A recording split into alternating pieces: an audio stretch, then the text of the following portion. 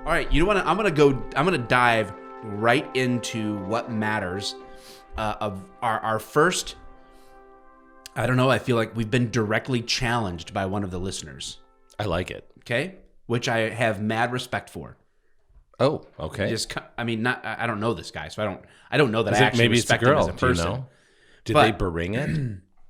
They sorta, maybe. You decide.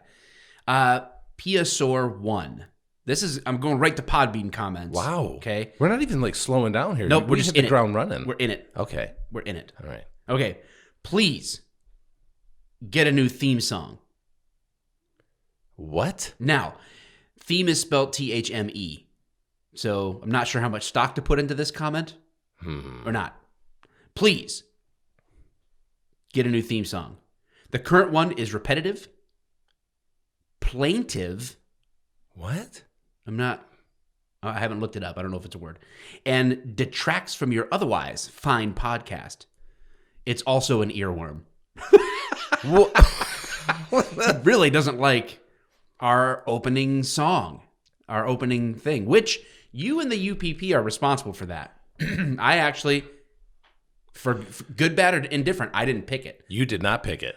You guys went with it. I said this is. I think this is this nice. This is it. We kind of layered it, and we've kind of gone with that ever since. And I do have a bone to pick with the UPP because he clearly doesn't listen to our show and know the right breaking point that I did choose that. There's a moment where the song sort of like shifts and there's a little bassy moment, and that's where I bring it in. It's at 40 seconds. Once the very front of the song is cut off, it's at 40 seconds, and that's when it happens. That's when the magic begins. I feel like you actually added to that, though. Isn't there gunfire in it as well that you spliced in? That was it's a World War II sound effects. Yeah. Like it's like a long file. Yeah. And I put that underneath. Which quietly. I think you're probably causing a problem for yourself, because I think so. You're quick to bring it up when somebody doesn't like the theme, however it's spelled. No, I'm saying I can't take credit for the choice. Well, I like it, or it wouldn't be on the show. Right, I like it. I'm the decision maker. Everyone knows this. If it didn't pass muster, it wouldn't be here. Pass muster. I like it. I don't see a reason to change it. I think that I don't know. I kind of feel like it's. I mean, iconic is an exaggeration, probably, with the size of our audience. Is it? But it is. It's iconic. Yes. You know, when the first few millimoments of the horns, you're like in unison coming into. Yeah, it's like the ancient tribes of Israel blowing the shofar, a call to battle, a call we know when that song hits. A sound we know so well. Yeah. You know, I am sorry. It's a call for all of the raw dogs and the gung hos to assemble. Gung hos, assemble! Well, I'm sorry that you don't like it. We have no intention of. It's the first changing. complaint we have ever received about the opening music. What do you guys think? Yeah, what do you think? You know, I forget that we're doing video, so I don't. I'm like, I should.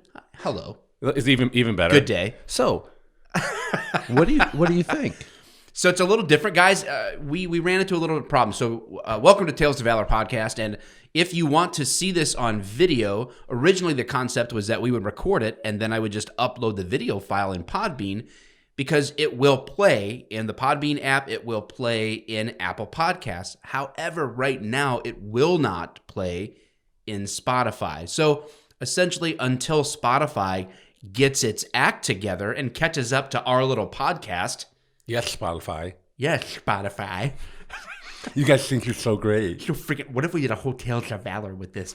We each talk like this for the whole show. That's not a bad idea, really. We will continue to just put the audio out, and then we're going to upload video as much as possible to IGTV, potentially to Facebook, which we've never had a Tales of Valor Facebook, actually. No, we have not.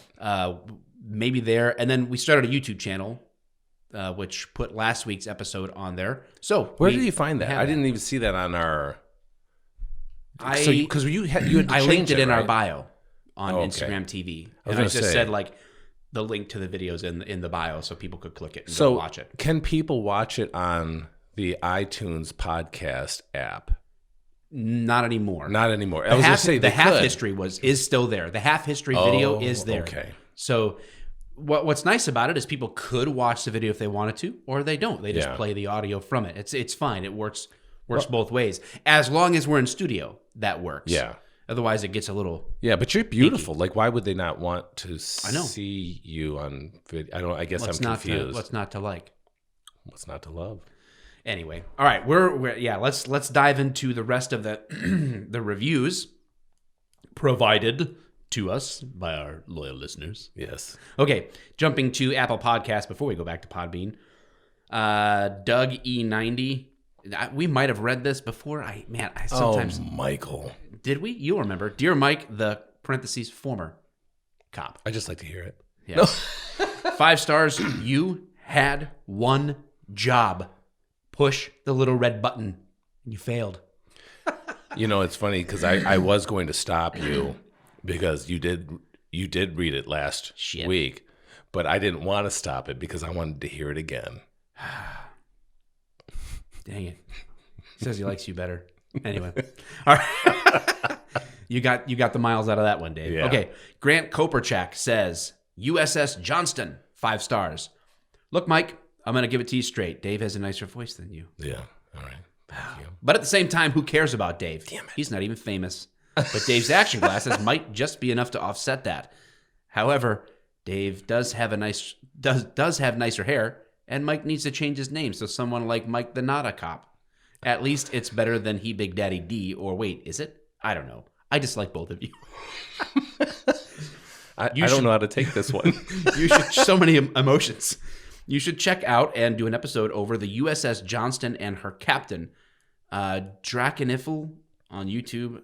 I'm not sure who that is. It has a great video over it. It's an insane story about an American destroyer that charged the Yamato, the bigger ever battleship. Okay. Yeah, the one with 18.1 in gun and super thick armor. 18.1 inch guns. Oh, okay. You know what's weird about that is I feel like I got So kicked do in the I. nuts. 18.1 Okay. inches. I feel like I got kicked in the nuts and then served a piece of cake afterwards. You know what I mean? I'm Yeah. not sure how to take A lot that going one. on there. Yeah. Well, anyway, I liked it. Thank you for listening, Grant. But hey, thanks for the and cake. contributing. All right, on Podbean. I'm not sure. Again, I unfortunately I don't know which episode this is connected to. This was the best podcast you've ever done. Expendable Crew says, just kidding. What? Well, There it is again. Kicking the. They I gave the like cake it. first and pulled it away, then kicked us in the nuts. I like these. Oh, my day was just not the same without my Tales of Valor. I'm excited about the video podcast next week. Can't wait. Looking forward to blowing a paycheck on merch as well. Yes. All right, we got to get got that a pin, up there. pin in that Got to one. pull that pin right out. Bulldog92 says, Mike, if there's shirtless going on, it should be both of you guys. Give the gung-hos something to enjoy. Must always please the ladies. Dance my pecs around. Oh, yeah, Terry Crews style? Yeah. Terry Crews. Okay. We already covered the PSOR comment. Whew, that was rough.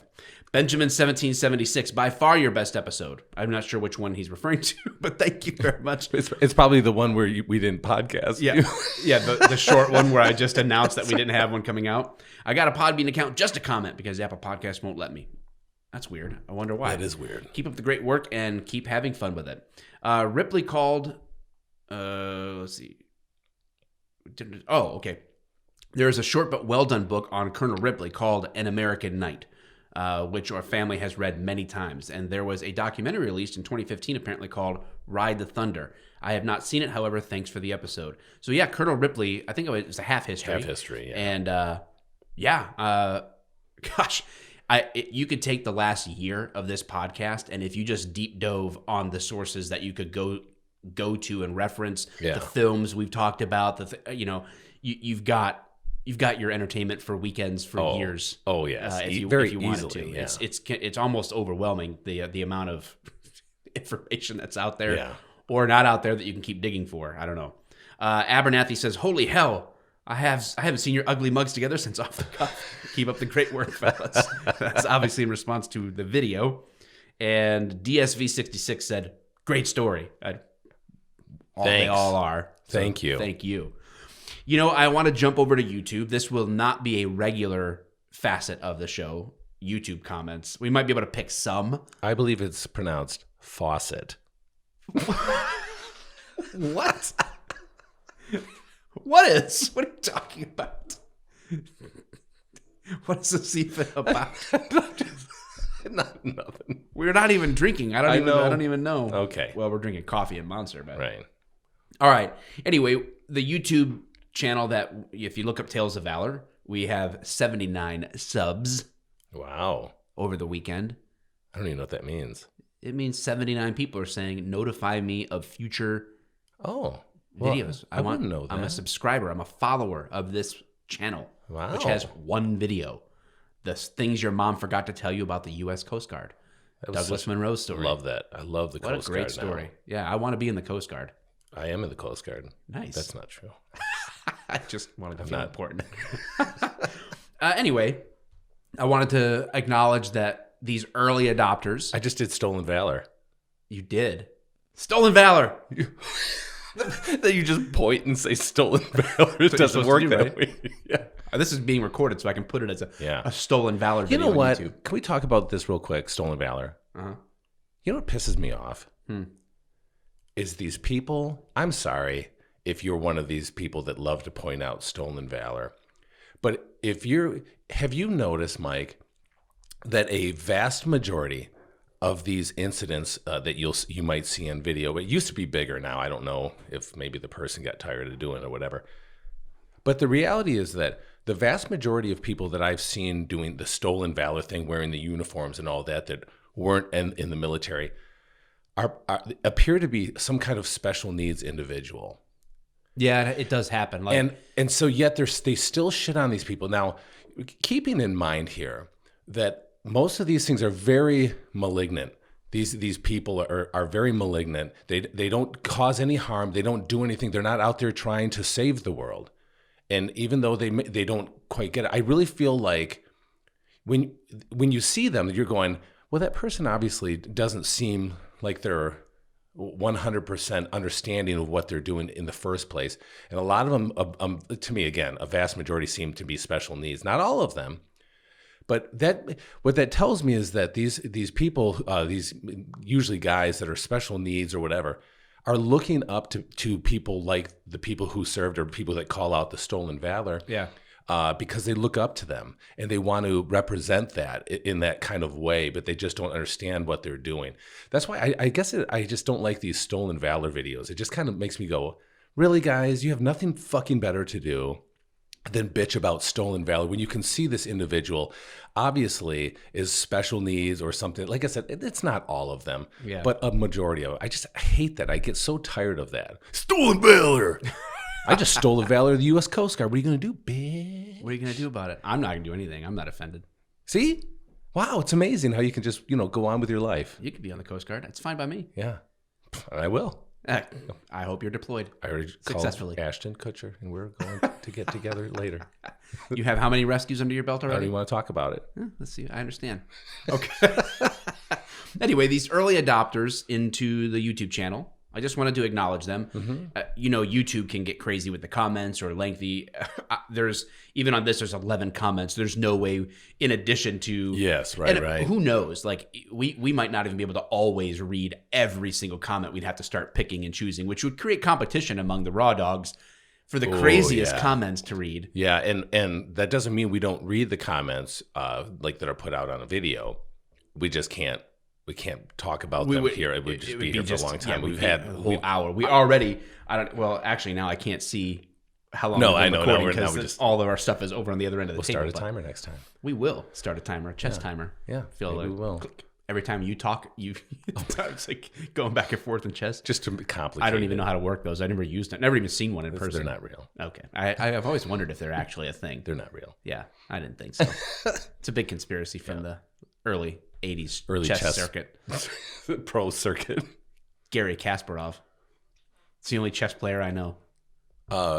Fischer. What's his name? Oh yeah. I do know. I have heard that name. Yeah. That young prodigy. Yeah, I remember Fisher was him. American, right? Yeah. Kasparov is the famous Russian that beat a computer or something like that at chess. And I like how we're going on this weird tangent. And I remember Fisher. Is it Bobby Fischer? Bobby Fischer, I think Because it is, right? he was on, it was an episode of Frasier, which, I love the show. I need to get back to that one. You do, dude. It's so good. And where Niles was talking about how he was so excited to get Bobby Fischer's autograph and he had it framed. And then his dad goes, hey, about that autograph, I got something to tell you. And Niles looked at him and was like, what? And he's like, never mind. Because he obviously did the thing when he was a kid. He faked an autograph. Right. It was it was really funny. I love the dad on that show. Oh God, he's so good. It's better now than it was when we were younger. Younger. Young, I don't know. Younger, yeah. I know. We'll see. All right, so just a couple of people that I wanted to acknowledge in the comments. James Osborne said, "Sweet Jesus, now that I have to have a face to put Dave's voice, I wish I hadn't parked behind the curtain, so to speak." What? I'm used to how ugly Mike is from how prominent he is on social media, but Dave has a face that says I was born to be a police officer and nothing else. Finally, someone goes after Dave. Anyway, great podcast. Deserved. Haven't missed an episode. Thank you for finally putting it on YouTube and keep up the great work, guys. Okay, so thank you. Ash Sewell says, first show, first few subscribers, first few comments. Remember, this is where the channel began, guys. Ooh. Thumbs up. Douglas Monroe laid down some hate for his brothers. Semper P. Semper P, baby. I don't know. What's weird? Fat Grunt says, woo, I'm the 48th sub for the channel. Boom, gotcha. All right. So anyway, thanks guys for, somebody commented, who is that handsome devil on the left? Which would be me on the show. Well, it was not from here. It was also me that commented, but I don't know that makes a difference. It's still facts are facts, right? You made me choke there. Now, let me tell you, the hardest part was not getting any thumbs up for that comment. That was probably very disappointing. It's disliked 1,000 times. We have more likes than views. Ooh, Jeremy.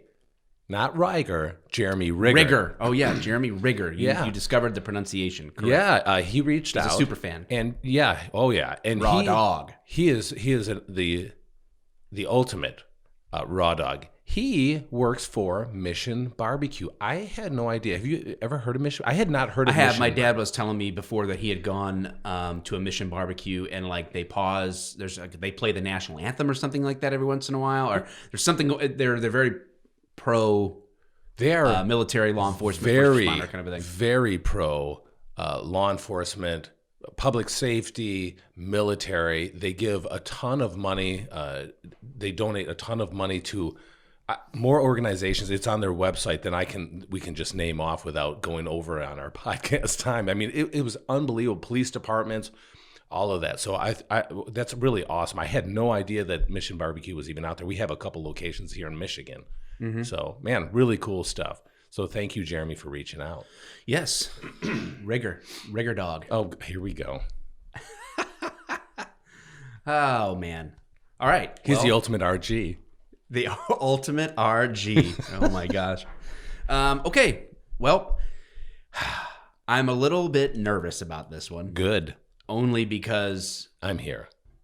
Well, it is intimidating to be in front of such a raw, sculpted human being. Ken chiseled from Mount Rushmore. Mount Rushmore and the moon. What is this? Maybe we shouldn't be in person. Yeah, you're probably right. Because it seems like the rabbit trails happen. It's so much easier. Yeah, it's weird. I agree. Anyway, the other disappointing thing about when it's my turn to tell the story is that whatever beverage I have, my coffee is going to be cold. So I gotta. What if I, in order, because you can't drink now, you have to tell the story. I would just start drinking out of your cup. Well, you'd probably end up with an ear infection. Gross. Whatever I have going on in here. Ugh, I don't think that's an ear infection you got, man. Are we 6 feet apart? Wait, it doesn't. It burns when you pee, when you have an ear infection. That's what I thought. Yes, when you. Mm-hmm. Yeah. Yeah, that's it. That's the one. All right. So I want to tell a story today. Did we end up reading off the iTunes Yeah. reviews? Okay. Yeah. It just doesn't feel like you know. That was two. Effort. Okay. All right. So even though this story is more about a drawing that an Army Air Corpsman produced after the war, after World War II, than it is about a particular situation in battle.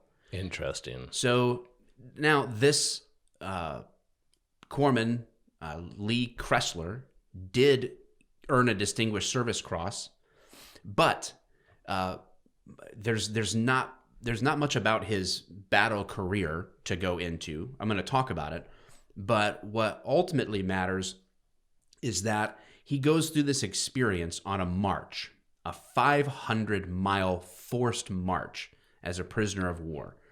And he encounters a Hungarian Jewish prisoner of war. He's not a prisoner of war, really, I guess. A forced worker, forced labor from a concentration camp. First forced march. It was out of Fort Benning. I don't know where. That's right. Where did you go for basic? Fort Benning. Yeah. I was right. You were right. Man, that's where the infantry goes anyway. I know so much about you. Oh God. We've shared so much. Shared so much intimate knowledge about each other. That was actually a guess. Right. Good guess. But nailed it. So anyway, sorry. 500-mile forced march. Yeah, and he has this. He meets a leprechaun. Encounters. No, I mean that might make for a brighter story than what we have in store for us today. But today I want to talk about Lee Kessler. He was born in May 25th, and I better look up the year. I want to say it was 1921. Ooh. But I'm going to check my knowledge. I know you're right now. Right. Am I right? Yes, May 25th, 1921. Right, he passed away October 3rd. 2003. Okay. So 17 years ago now, he passed away. But his work lives on in a piece of art called The Hand. The Hand. The Hand. And that was done, you said, after the war. Shortly after the war. Okay. Yep. So there's, I had a hard time finding anything about much about his early life in terms of like some of the stuff that we talk about. Obviously we try to kind of do some background on the person, school, upbringing, what put on to that. But what we do know about him is that he loved to draw. That had been something that he had been doing his whole life. And this is an interesting piece about him. So like as a kid, he would draw things, put it in art contests, and he won a couple of minor art contests, where like the prize would be $10 back. Yeah. I don't know what it would be given rates of inflation in modern time, like how much that would be. $1 million. Yeah, he would have been able to retire if he would been an artist today. I don't know.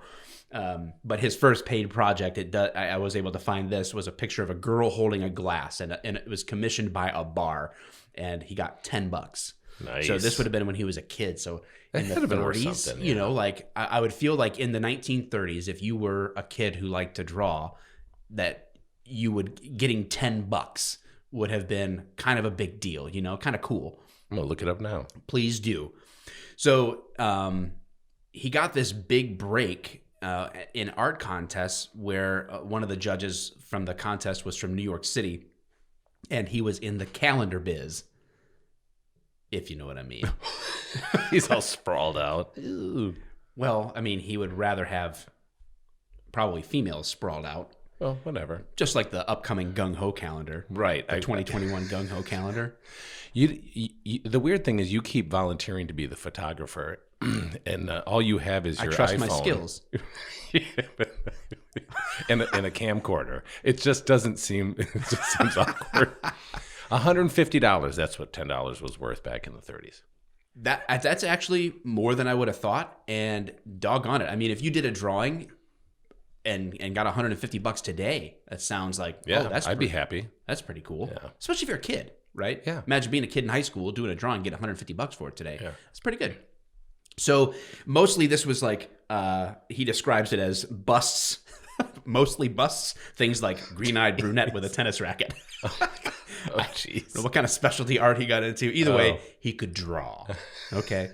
So, and actually, when he was going into the military, he was offered a cush position by his art. Okay. They recognized that they wanted him to do signs, squadron patches, like all different types of artistic design for the military. And he turned it down. And he entered the Army Air Corps at the time. Obviously, we talked about that. You know, guys I love my planes. He does love his planes. My airships, man. Loves them. And I've got 17 B-17 bomber models that I got from Meyer. I haven't put them together. There's a pin in each of them, though. I get it, man. I get it. I want to. You will. That's how much I love it. I've committed to one day building a model of a B-17. Yeah. 1990 never. It actually sounds like not a bad way to spend my weekend coming up sometime soon. You will never be able to do it. Pretty sweet, you know? You will never be able to do it. I'm building a model, and I'm putting it in this room. You'll never do it. You just don't have There's a pin in it. Yeah, well, it's as good as done, eventually. It's like Dumb and Dumber with the promissory note, the IOUs. Good as cash. You may want to hold on to that. Oh, Samsonite. Okay. So he turned them down, and in his words, he wanted to help win the war. He wanted to contribute in a more significant way. So imagine being the kind of person who you could have looked good. You could have looked good by saying, I volunteered. This is where they put me. Yeah. They put me in this division. You know what? It is what it is. Like I volunteered. I went in, and this is they what saw I did. My strength. This is what how they wanted to use me. But he didn't. It's just fascinating. You're an artist who clearly, even growing up, has loved to continue to engage in your craft and do what you enjoy doing. And you could have done it and looked good for doing it. Yeah. And you decided to not do that in favor of going into the Air Corps and ultimately being a gunner on a B-17. Wow. So this is just an interesting, and remember, like you guys, if you've been a listener of the show, then you'll have remembered that we've tossed out statistics about how likely it was if you were on a B-17 in World War II that you were coming home. Yeah. It was not super likely. It wasn't the greatest. The average was 4 or 5 missions. Yeah. And remember, we did that magic number of missions where people could go home at 25. Yeah. And then they upped it. Then they upped it later. Too many people are living through this stuff. And then they just forgot about it in some places. Oh my gosh. Yeah, the Pacific got you know what? There's no ceiling on this. Yeah. Oh my gosh. Well, sip of coffee time. So Lee does this amazing decision of deciding that he's going to fly planes. And later in life, he would actually, and my notes are so all over the place right now, but later in life, he would have a bumper sticker that read, "I survived damn near everything." Because I'll just kind of quickly summarize some of the things. He survived 4 plane crashes. Okay. Oh, the first was a training exercise. He was the aerial gunner, but the pilot was actually killed in the training exercise. The second was a crash of his B-17 into the Irish Sea as his crew was trying to land in England. Everyone survived, but Lee spent 3 hours in the Irish Sea before rescue. Wow. So he survived. Treading water in the deep end of a pool for 13 minutes would be really tiring, I'm assuming. And then be in a uniform in the ocean hopefully for 3 hours. I'm hoping that he had some kind of flotation device. They obviously had to have something. Maybe. I don't know. I hope so. It's a good question. I'm going to hope that for him. I hope he did. Either way, he survives. I don't know that our well wishes are worth much at this point, but anyway. The third, his crew took out 2 wheat fields in England during a landing. Everyone survived, but they literally totaled the plane. It was scrap at that point. And the last, his B-17 was shot down on a combat mission over Wilhelmshaven when he became a POW. And he was a POW from, let's see if I get the dates. Like I said, this is all May 21st, 1943 was when their plane was shot down. And he was not released until February of 1945. That's when he was rescued, liberated. So wait, hold on, Mike. This guy, so I guess in the end, play to your strengths. He should have probably stuck with illustrations because he was really good at that. No, he's really good at surviving plane crashes. He's very good at surviving. But I want to look at the classified files. I got to see. Yeah, it's crazy to survive one plane crash, let alone four, and then to survive being a prisoner of war. For almost 2 years. 2 years. Holy crap! Yeah. He had enlisted 11 days after Pearl Harbor. So, like many young Americans, that Pearl Harbor was quite the catalyst for wanting to volunteer to be in military service in some way, like obviously, like, which is funny because it's Hawaii. Yeah, but can you imagine today, like, if that happened? I mean, and again, we poke fun at millennials and all look that. At Iraq and Afghanistan. I mean, yeah, we lived it again. When we think were about attacked. like the attacks on September 11th. Actually prodded several enlistments as well. But imagine an actual military attack on our soil today. Mm-hmm. I'm getting to the point where I'm getting too old to fight like that. You know what I mean? But holy crap, right? That's just thinking about how many people would be like, no, not on our soil. It's a young man's game. He's 21. Gosh, so it's just, which, I mean, we talked about this before too. At 21, even then, you're kind of on the older side. For enlistment, yes. So many like 17 to 19-year-olds. Yeah, I think I was 21 or 22 when I enlisted. Yeah, I was like seriously like considered a grandfather at that point. Crazy. It's definitely a young man's game, which is kind of crazy because it's like sacrificing the youth for the benefit of the elderly, of the rest of society. On people either side of them. Kind of crazy. Yeah, it was weird because when I went in there, they gave me geriatric boots, a set of dentures I did not need.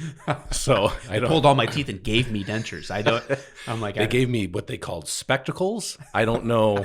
Anyway, it was weird. It was weird. And a cardigan. It was. Oh man. So, on this mission, May 21st, 1943, a flak burst had killed the bombardier and the navigator. So Lee was helping the pilot, who had also been hit and shattered his shoulder, out of his seat. And those two, him and the pilot, were the only ones they were able to jump from the plane. And the ball turret gunner made it out safely, only to be pitchforked on the ground by angry Germans. Oh, my God. See, this is what I'm saying, Mike. There's only one thing. Fine. I'm in war. You're going to get maybe blown up. It's going to attack you or whatever. Fine. I get it. Not that that's fine. But imagine this happens in the air. So you're like 30,000 feet in the air. Oh, my gosh. And this type of stuff happens. And now you're going, well, we either have to land this thing or I have to jump out and then get pitchforked to death. Like, it's just like there's no winning. Like, imagine, what a horrible and I misspoke situation. Because I thought it was just those two. But obviously, the turret gunner had made it out as well. But, I mean, just imagine.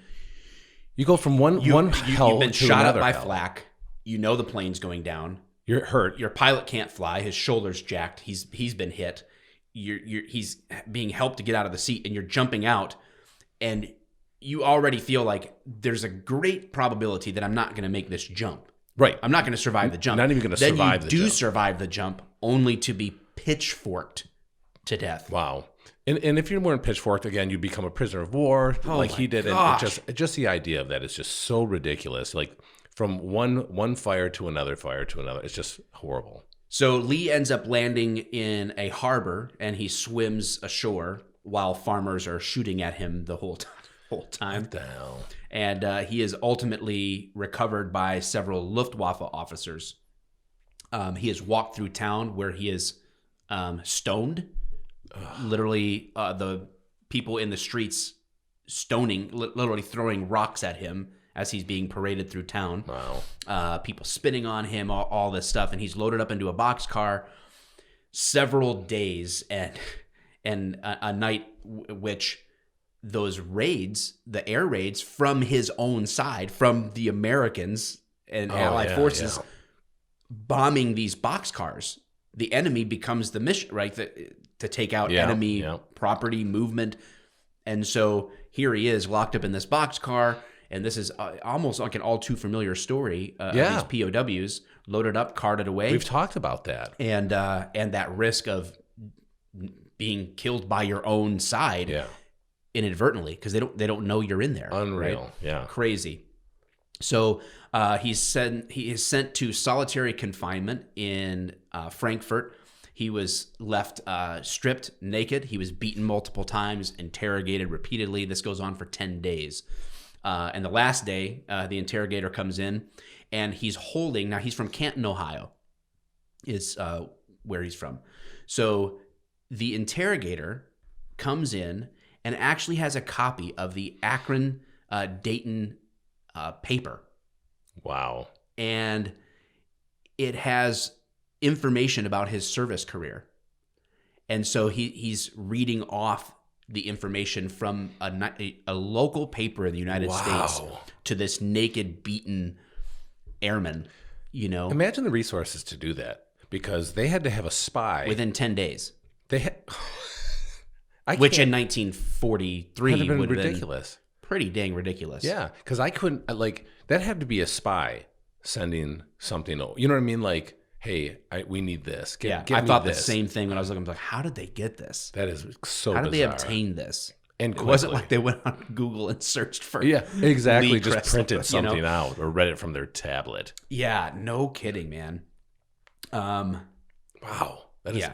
So Lee Kessler is in solitary. He's been beaten and confined, and I'm sure psychological, tactics, employed on him. Well, I look at that like, so we value life, right? We would rather take prisoners of war than just kill somebody on the spot. Mm-hmm. But man, I'll tell you what, back then, it almost seemed like the reason they took prisoners of war was to make their life even more miserable, to wish they were dead, than just to have killed them outright. Yeah. Like somehow, it almost feels like it just wasn't a way to show compassion. It was just a way to show anger and resentment and to torture the enemy, as opposed to just kill them on sight, which I know that sometimes that they would do that, I suppose. But God, that's just such a bizarre way to think about.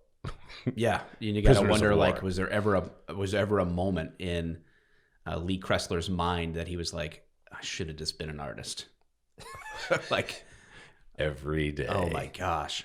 So, well, I'm sure he wasn't going. I'm glad I didn't go that route. Yeah.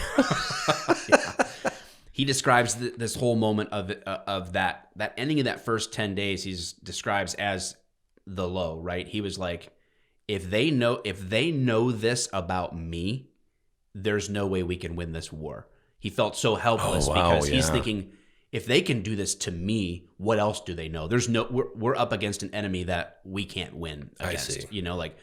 That's how he felt. Young minds, right? I mean, think about how that. Yeah. Wow. So he's ultimately sent to a place in Moosburg before later he would go near Krems, Austria, is where he's put in this camp. So he describes his enemies at that time as no longer being the Germans, but disease, loneliness, and hunger, which I can only imagine, obviously. So, and again, he's there till February of 1945. And it was in November of 1944. So we're talking, 4 months before his liberation. Mm-hmm.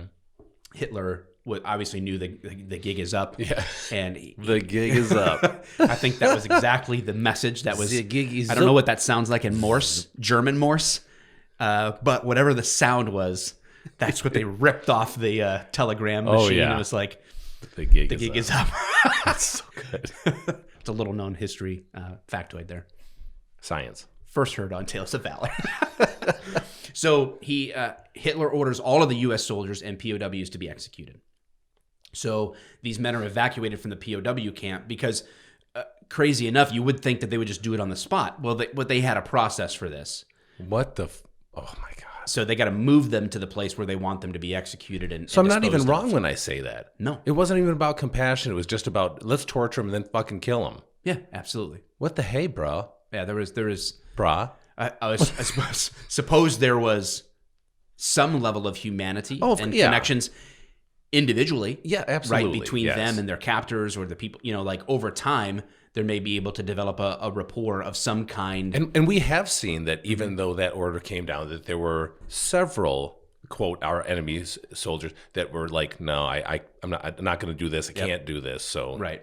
So a 500-mile march. Oh my God. And later on, Lee would describe, he would go on to speak to like high school groups, that kind of a thing about his experiences. And Lee Kessler describes that as, that's like marching from Canton, Ohio to Chicago. Man. To put it in perspective for people who are from the United States, like, well, how to get the grip of 500 miles, on foot, forced, while you're starving.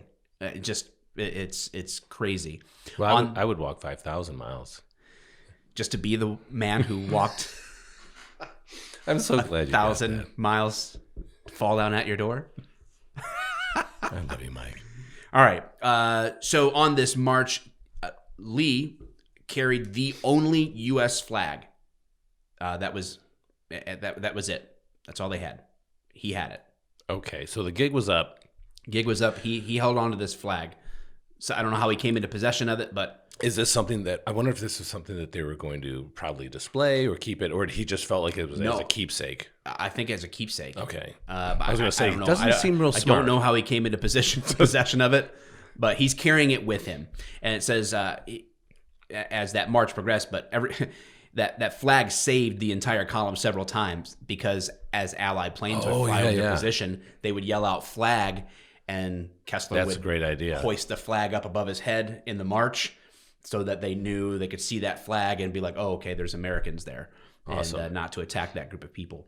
So pretty cool. Maybe come get me someday. Maybe it'd be nice if you guys, I don't know, seeing this would follow along maybe and track us and then get us the hell out of here. He's probably like, guys, we've marched 100 miles. I'm sure we're pretty close to being rescued here. Yeah, can't be much more. We couldn't possibly manage. After 200 miles, we're like, I think we're almost there. Not only did that flag keep them alive multiple times, but he wrapped it up and used it as a pillow at night. Sometimes he would shelter himself from rain or snow. So he's going to desecrate our flag. Nice. Nice job. I thought the same thing. I knew you, and I knew this would be a moment where you would say that too. I was like, okay, I know what's coming here. But they eventually reached this place in called Mauthausen. So I'm probably butchering that name, of course. But this was an extermination camp, a worker camp, extermination camp, and primarily the people that got the worst treatment there were Hungarian Jews and Russians. That was where this place was known for. God, I almost feel like we actually talked about that because that was near Austria at the time. We talked about that. They were going east, which seems odd to me because I thought. Oh, well, because they were because they wanted to not be in Germany, so they were going east through Austria, maybe. He was somewhere in Austria, I think, at first, and then they were moving east. But what I don't understand is I thought toward the end they were trying to get away from the Russians. So it seems like they'd have been going west. You would think. But I don't know. Maybe someone that's smarter at history than me. Yeah, because there's east of that. East of Austria would be Hungary. The place was called Mauthausen, Mauthausen. I probably won't be able to find that because I'm not that smart. I just pulled up a quick map. So Austria, if south of that is Slovenia, east of that is Hungary. North of that would be the Czech Republic, and Slovakia is kind of northeast. So I wonder if they were maybe heading towards Hungary or something like that. It's in Austria. No, I mean you said they were heading east. So yeah. Yeah, strange, because I would have assumed they'd be moving west, but again, I don't know. But either way, at this location, this quote unquote extermination camp, it said that again the Hungarian Jews and the Russians received the worst of the treatment in that. I gotta fast forward here through my notes. The camp itself was built in 1938. It was near a quarry, and so they would divide up these workers, and you either broke up the rock or you were a rock carrier. Either way, the point was to work you to death. Obviously, that was all they did. 118,000 people perished there. Wow, unbelievable. Wow. It was classified as a Category 3 camp. It was the fiercest, right? The German was Rückkehr unerwünscht. It was labeled, which means return not desired. So it was kind of like this. Holy mackerel. We're not saying we're killing people, but we're saying we don't want them back. Wow. So there was only 200,000 that were estimated to have been there, the population of that camp. 118,000 dead out of the 200,000. So some were gassed there, but most just completely worked to death. Wow. So just unbelievable. So what happens is this chance passing of Kessler's group, POW group, being marched to their death, in theory, right? They're to be exterminated.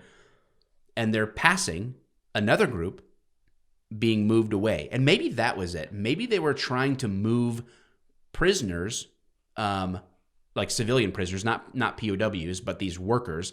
Maybe they were trying to move them west, away from that camp, to sort of hide what they were doing as the Russians were coming. And they didn't care about the soldiers.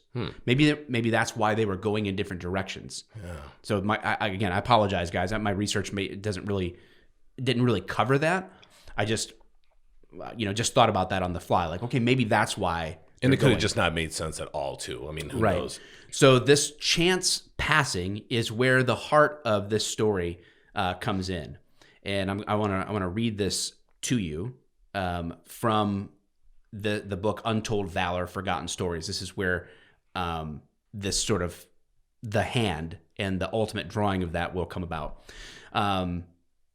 He says this: with the onslaught of the Russian advance through Hungary and the approach toward Danube River in late March 45, the Germans evacuated our camp and put us on the road marching toward the west. After a couple of weeks on the road, we were marching past a place called Mauthausen. So this is confusing to me because in his account, he's saying he's going west. So just forgive me, I guess. Yeah. What's clear is that I forgive you. Thank you. The workers are going one way. The POWs are going another. Okay. After a couple of weeks on the road, we were marching past a place called Mauthausen. We learned it was a concentration camp. At the time, we knew little about them. Approaching us from down the road, a group of these prisoners from the camp, who we learned later were working in a quarry. They were Hungarian Jews and regarded by the SS. We were halted at the side of the road for these walking skeletons to pass. But when they came even with us, their guards stopped them. One of our guys threw a cigarette over toward them, which was a mistake. They were like a pack of hungry dogs. The SS beat them back, and of the one who was too weak to get up, a spectacle was made for our benefit. As we moved on, we heard shots, mostly pistol, and we knew what they were for. Those who could not get up because of weakness were shot. 2 prisoners followed in a wagon and loaded the bodies. As I approached one of the bodies at the side of the road, I noticed a crinkled photograph by his hand, as he lay with one arm stretched out as if reaching for the picture. I saw that he had been shot in the head. I moved off the road to get a better look at the photograph and was about to pick it up when a guard hollered for me to get back. The picture was of a woman and 2 children. As I looked back, a butterfly landed on him. I was numb the rest of the march. Here was this man, dead by the side of the road. Probably the last thing he looked at was his family, a photo which was his only possession. And where were they? Dead or in some other camp? At the moment, I could only think that everyone has the right to die with dignity, and here was this poor soul who died with such obscurity. Sometime in the 50s, I started and outlined the drawing, but finally put it away as I felt no one would understand what I was trying to portray. So, he says, like other pictures, I put it away until 2 years ago. Until 2 years, it lay in a drawer. I still felt that no one but me could really understand it. Then at a POW convention, another POW was being interviewed, and he related the story of how he saw this man lying on the ground pull a picture from his pocket, and as he kissed it, the guard shot him. So years later, he would hear another person recount of the same death that he saw after the fact, that he knew that picture he had saw, that victim had kissed that photo right before he's executed, essentially. So I want to show you. So before you show me something, I guess I have to try to. So this group doing a 500-mile forced march. How is it that they didn't get put back into a camp, or like what did the Germans just not seem concerned, or were they being they're going that 500 miles to the place where they're supposed to be executed? So it was a forced march, but it wasn't because they were being released. They were actually still under German control. They did carry their flag on them, which I'm sure the Germans were more than happy to let them do it, because then they knew they would be safe from strafing or anything to that extent. Okay, sorry about that. Yeah, so all I can think about these forced marches is that they're just a process of dehumanization. Oh, yeah. I mean, it's not like resources weren't. It's just a way to add insult to injury, and that's expressing it mildly. So this is the photo, and this will be the link, the photo that we show. But that is drawn by Lee. And first of all, it's an excellent drawing because, he's very good at drawing, but yeah, so he would, after this whole, he's liberated, right? He comes back to his hometown of Canton, Ohio, and he tries to, he goes back to school. He wants to join the football team, but his body was too broken. The coach literally said, I can't put you out there. I can't let someone die playing football. Yeah. Like he would have been crushed, in terms of trying to play a contact sport. Yeah. So, he gets a job at Hoover, but then whatever program he was in, he got kicked out of it because they found out he had an education, and so he was too overqualified or something. So he's let go from his job or something. Bizarre when that He works for Ford for a while, and he would later on in the 70s actually have open heart surgery, and so he initially started sketching this thing, but he never finished it. He starts the hand, and he goes on to draw other things and to put that material out there, but he never finishes this drawing of the hand. Obviously, like, this moment has stuck with him and stuck with him all the way to the very end.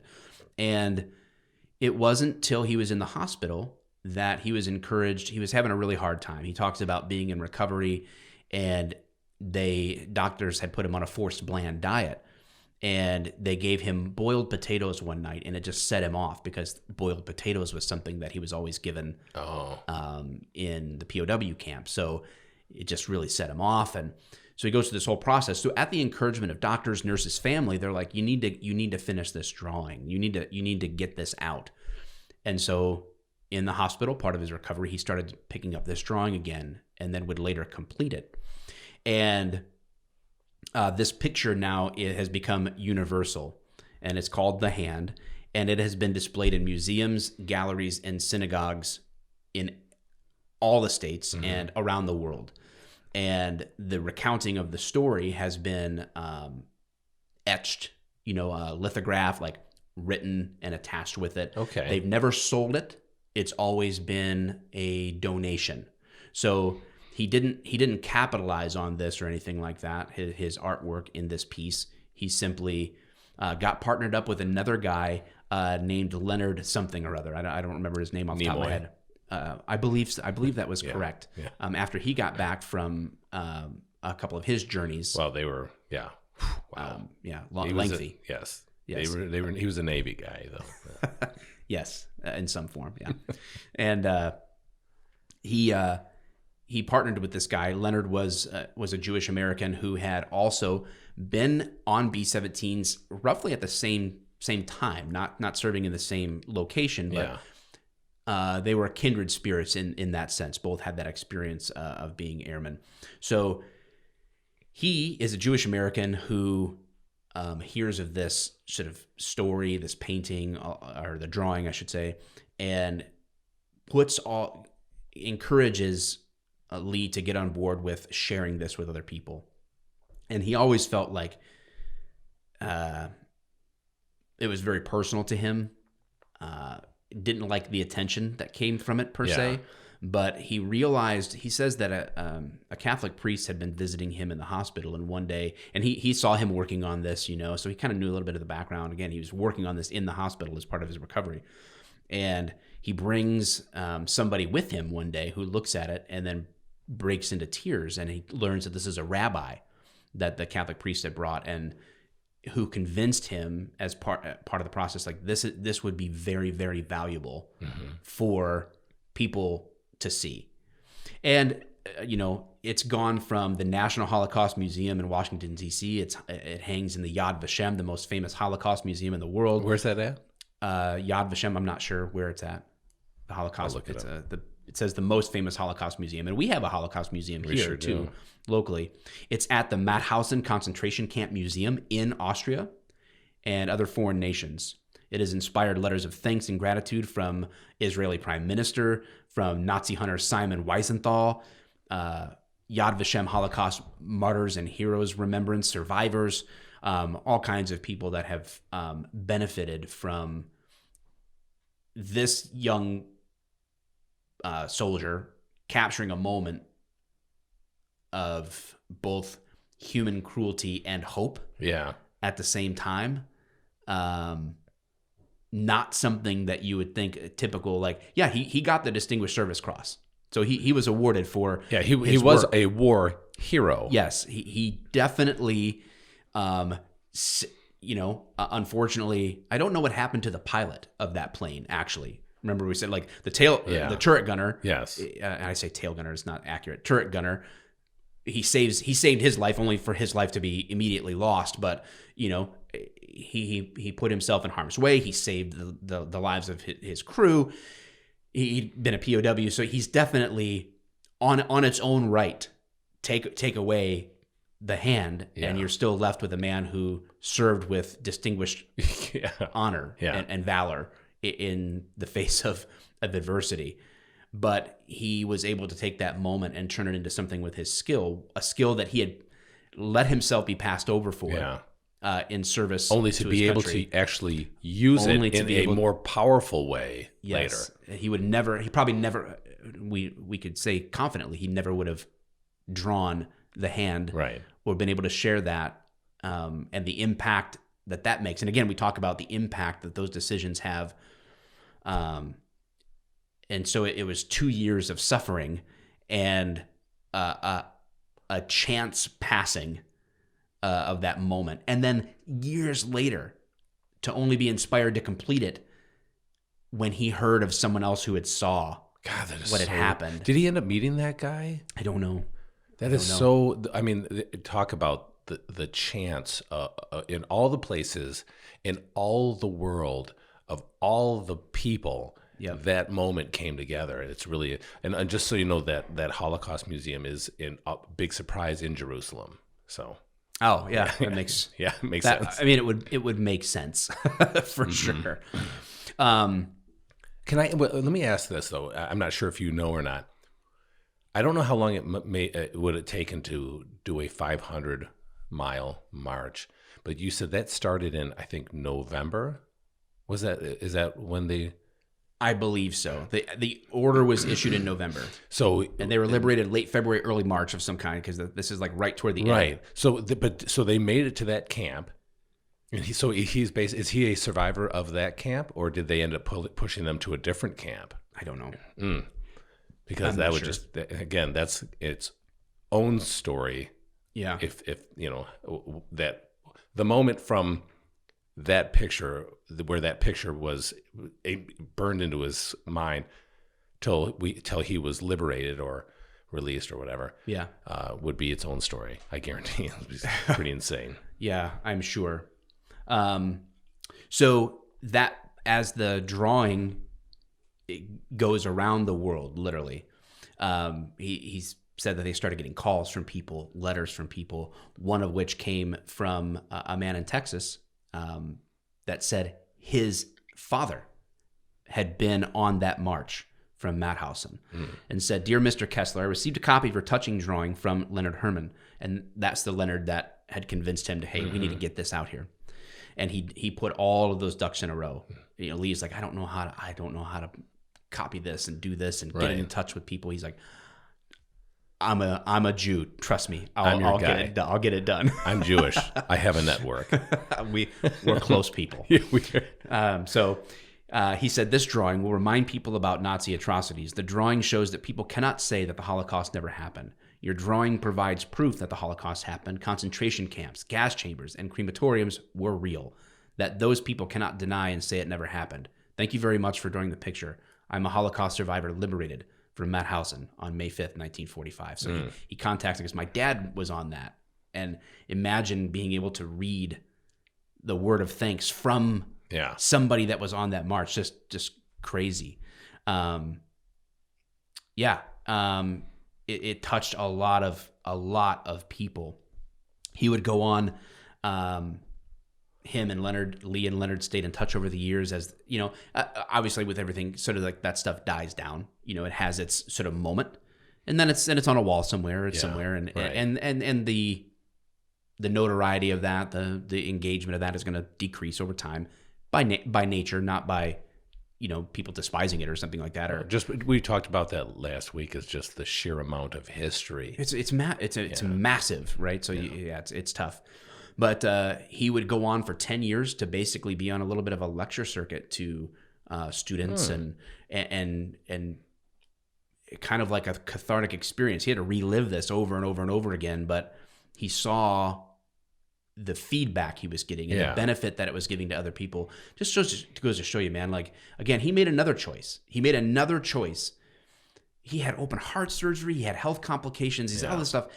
He could have chosen the easy way out. You know what? I don't want to talk about this. I don't want my drawing going everywhere. I want to keep it just to me. I don't want anything to do with this. I'm going to just live my life. I mean, he had 3 kids. He raised a family. Just leave me alone. Let me do my thing. Yeah. He could have chosen that, but he decided that he was going to continue to give that piece of himself out to others. Again, just those choice moments, in people's lives that we call worthy of a tale of valor. And later in his life, he worked at the MAPS Air Museum at the Akron-Canton Airport, and it was a military aircraft preservation society. And he it had one building and a small gift shop, and that's where he went. And he was kind of like a caretaker at this middle of nowhere. Wow. Probably not oft visited aircraft museum. And Lee said at age 82, he said this: he was too old to buck rivets, but he was still painting, whether it was at his basement or the museum. He was painting World War II logos and things on the ships, and just doing what he loved to do. It was a self-described labor of love. Wow, that he did that. And there's a flagpole in his backyard that had an American flag, not the original one. That one was ultimately put into a museum. Oh, really? So they actually were able to preserve that? Yep. Shortly after the liberation, the flag, he brought it back with him. He took it home, had it dry cleaned, and stored it in a trunk. But ultimately, it flew for the last time at a POW reunion in Florida in 1980, and now is at the National Prisoner of War Museum in Andersonville, Tennessee. So that flag that he carried. I had no idea there was even... I didn't know that existed either. What the hell? And I'm just like, man, I don't know how close that is to the Bourbon Trail, but what a great addition to that. If you went down there and got to... I want to see that flag. That has now become a bucket list item for me. Like, I want to go see the flag that Lee Kessler carried with him. 500 miles. I keep saying Kessler for some reason. I apologize. It's Kessler.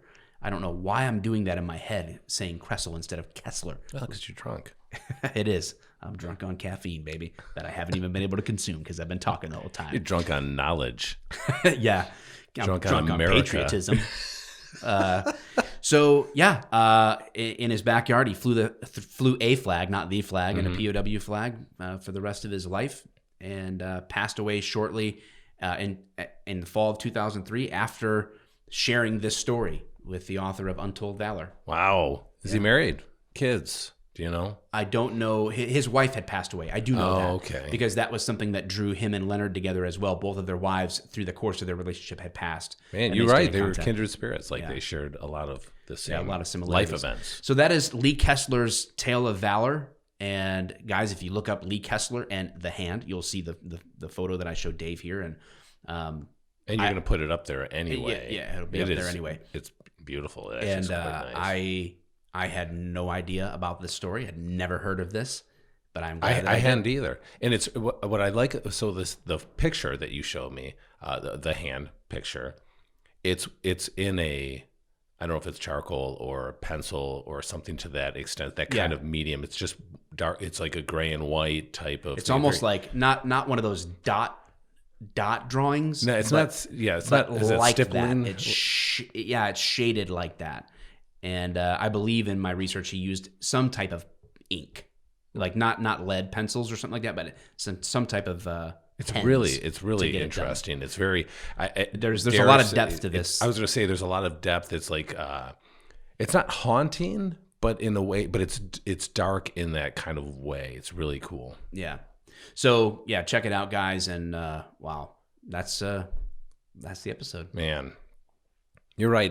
I look back and you're like, man, this guy could have had his own Tales of Valor, Distinguished Service Cross. He could have had that. Yeah, sure. Yep. And yet here we are, not even barely touching upon that because we didn't really talk about like what gave him what earned him the Distinguished Service Cross in that kind of way, like specifics. Right. But this is the thing that he'll be known for, and rightfully so. There's a lot of stories that happened, I think, up in those bombers that we'll never know about. Oh, God, yeah. That all would be Tales of Valor. Yeah. I'm surprised you haven't bought every freaking book about B-17s and B-17 stories. What's crazy is that I've never been in one. Yeah. And I should. Yeah. I want to do that. Yeah. Again, you used to be able to do that. During some of these air shows, at Willow Run, and they changed the kind of the process. You used to be able to go right up to airplanes, and then one year they just roped them all off. You couldn't really get near them, and that was about it. And I remember, was it a B-24 that I think I was on a B-24, not flying around, but you can fly in them. 1 year for, I don't know if it was birthday, Christmas, my father-in-law, that was what all the kids went in and got him. Yeah. The ability to like tour this thing, and I don't know if he just got to go in it. I think they actually flew it. I was gonna say, yeah, because I don't know if it was a B-17. I don't remember what. Yeah, I remember. It was. I think mine was a B-24. It'd be weird if it was a B-17.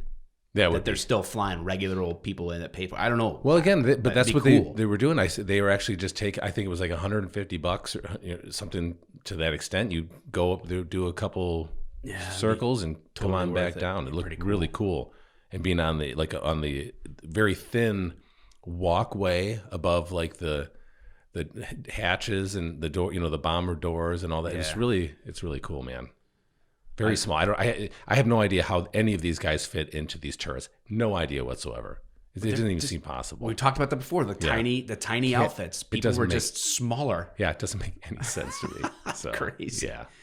All right. Well, very good. Lee Kessler, thank you for your service and your contribution to the world through your art and your service. And man, I have no doubt we will see you on top of the hill. See you on top of the hill.